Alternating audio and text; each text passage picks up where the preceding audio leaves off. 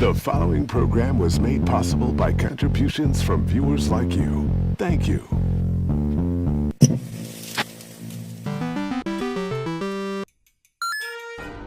2 years ago, Sony revealed the PlayStation 4 at a massive press event in New York, and I made a video about it that people hated. A lot of commenters thought I was a paid-off Microsoft shill who should kill himself. It was harrowing. But believe it or not, I eventually got a PlayStation 4. Thanks to the continued viewership and kind donations of fans, I was able to spend damn near $1,000 on console gaming over the past 4 months. But still, after years of gaming mostly on PC, the console side of things just looks like a load of bullshit. It's a scary and confusing place where the rules are made up and quality doesn't matter. I'm not ungrateful, I really appreciate all your support, but I'm still not hyped. So let's do this. Stop. On December 17th, 2014, I came home with the Wii U. It was the first console purchase I've made in 8 years, after getting an Xbox 360 in 2006 that died once and then died again the week earlier. I bought 4 games that week: Bayonetta, Smash, 3D World, and Mario Kart 8. Bayonetta 2 was the killer app. I was expecting to mostly use the Wii U as a Bayonetta machine, but it quickly became a Smash machine. And once they released it, I downloaded the Metroid Prime trilogy. Between all of those games, I've played hundreds of hours on this damn thing.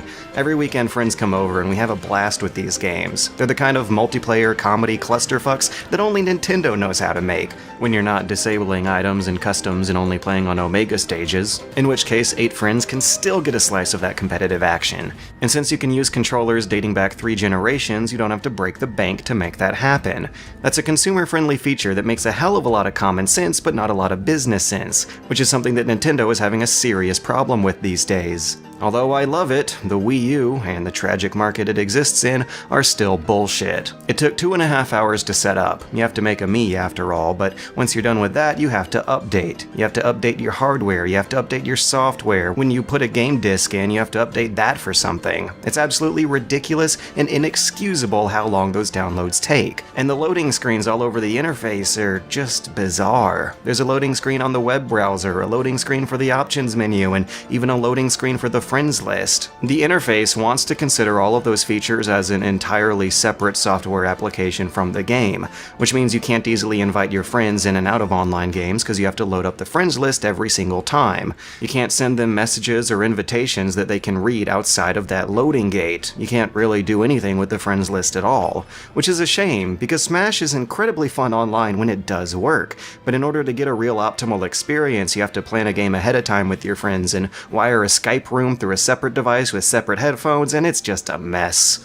Nintendo's antiquated online interface is just one of many absurd business habits that they just can't let go of. The name of the console alone could probably account for 1/3 of lost sales potential, and then you have the incredibly slow release schedule of re-releases, even though there is native backwards compatibility for the Wii built right into this thing, and GameCube too if you mod it. All they'd have to do is host the disc images online or something, and those old games should work fine. You have an online shop where you can't sort or filter items by console, you can't buy gifts, and you also have brick-and-mortar shops that can't sell underproduced peripherals. This piece of plastic took me forever to find, and I had to buy it as a bundle because Nintendo made about 1/4 less of them than what was demanded. I think Nintendo just hates money, which is a far cry from Sony's strategy.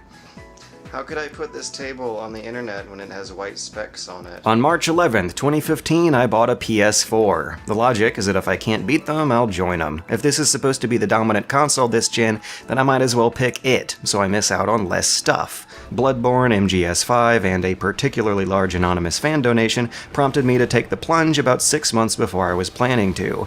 And shortly afterwards, MGS5 was announced to have a PC release just 2 weeks after the console versions. Which is gonna be my problem. After Bloodborne and before Metal Gear, what am I supposed to play on this thing? Look at this demo selection. There's not a whole lot there, and of the stuff that is there, there's a lot that I'd rather just play on PC. In a few days after this video, Bloodborne's gonna be released, and it could turn out to be the exclusive killer app the PS4 needs, because right now, it's got nothing. I'm not even kidding. Look at the Metacritic list of the 90+ rated PS4 games. They're all ports from the last gen. We're well into a new generation, and there is not a single truly excellent current gen game.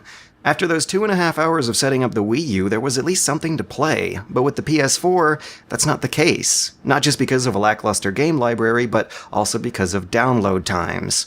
I got the Last of Us bundle, and where a disc would usually be was a piece of paper with a code on it. The download took 40 gigabytes of the PS4's 500 gigabyte hard drive, my internet service's 300 gigabyte data cap, and about 4 hours of my precious time here on planet Earth that I will never get back. And I know it's pithy to complain about a 4-hour wait time before being entertained for a 12-hour game, but that experience just grates against the instant gratification that an entire lifetime of gaming has trained me to expect. That whole time, when setting up both of these consoles, I couldn't help but imagine all the kids on Christmas Day who are gonna unwrap these things, only to have their first impression be a day full of just sitting and waiting for downloads. Anyways, let's talk about the games. As well acted, well written, and well polished as The Last of Us may be, the core routine of the gameplay itself has you cycling through simple stealth, simple crafting, simple shooting, and simple scavenging that I just find lethargic when all thrown together. I got to borrow a friend's copy of Dragon Age, which I thought was neat, but unfortunately I don't have the time for that right now. Destiny has a very generous 3-hour demo, but it was just depressing to see firsthand how this music, this art, and this story all deserve a much better game. I redboxed The Order 1886 for about $350, just to see what good games might look like in 3 years, and that also was not reassuring. I still have a hard time understanding what exactly is supposed to be next-gen about these games, especially The Order. The gameplay and the control scheme there is literally Gears of War from 2006, except with more walking and cutscenes and less shooting. The levels aren't any bigger or more interactive or more animated, it's just a 2006 game with better graphics. Nothing about Destiny seems to me like something that couldn't have been done before, especially since the last-gen versions came pretty darn close. And The Last of Us, well, that quite literally is a last-gen game with better graphics.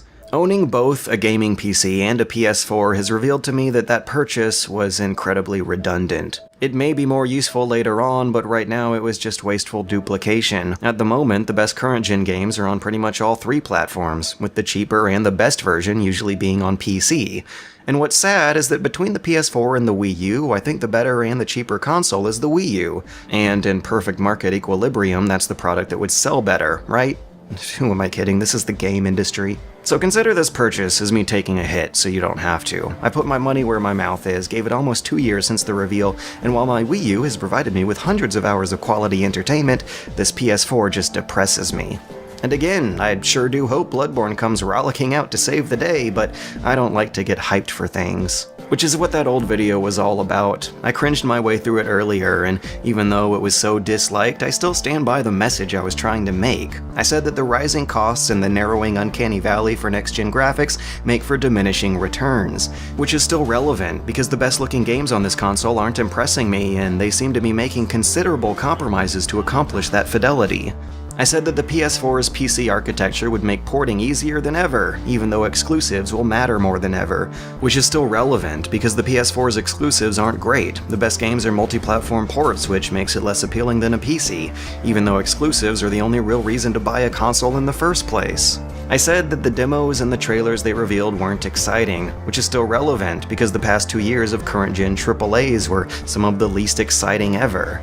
I said you can't trust these companies to keep themselves from exploiting us, or from honestly showing the quality of final products with pre-release marketing, which is still relevant since visually downgrading Watch Dogs was one of the most controversial stories of last year, and Sony is now charging a $50 subscription fee to play online, and old games have to be paid for again and streamed, rather than being backwards compatible. I said this console wasn't made for you. It was made to get Sony out of a jam, which is still relevant, because at last year's GDC I found what felt like a greater generational gap playing games with VR and AR devices, where interfacing with the game changed in the most drastic way since the advent of 3D.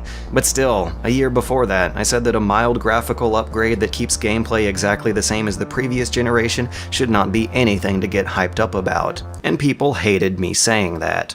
I think that video appealed to an audience of really sycophantic console fanboys that I don't think my videos usually appeal to, but if one of them slips through the cracks and sees this, if someone seriously gets offended by this, if one of you honestly believes that the only way I can say these things is if I'm being secretly paid off by the competition, then seriously look at what you're defending. It's not hard to be critical of things you own or even enjoy. As someone who paid a whole bunch of money for this stuff, I hope to make it a regular part of my life in the future, but that doesn't mean it's perfect, or even good, for at least right now.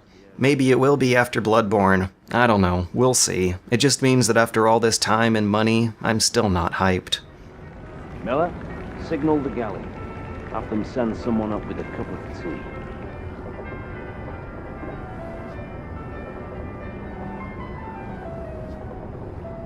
Three.